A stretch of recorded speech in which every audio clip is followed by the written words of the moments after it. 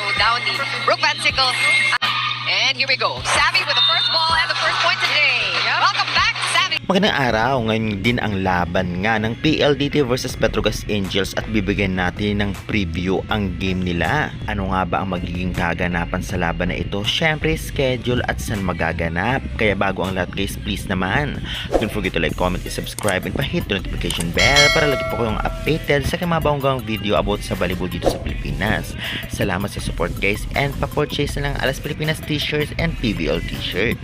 Well, alam naman nating lahat na gustong-gustong bumawi ngayon ng Petrogas dahil sa mga natalo nila ng nakaraan.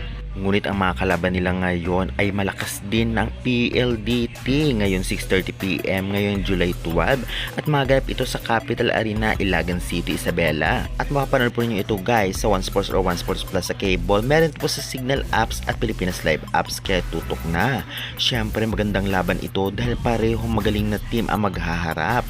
Dahil sa pagkatalo nga ng Petrogas Angels kontra sa NX Red Chameleon ay gustong-gusto nilang bumawi ngayon.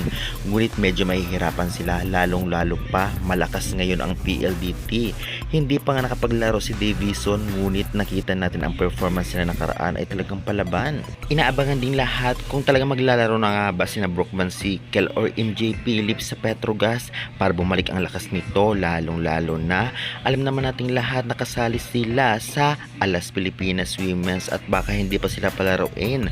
Ngunit nakita natin na talaga namang sumabay din sila at pumunta din sila doon sa Isabela para suportahan ang teams na Petrogas Angels. Kaya good luck na lamang, tiyak magiging magandang laban ito. Lalong-lalo pa gustong-gusto ring bumawi ngayon ng Petrogas.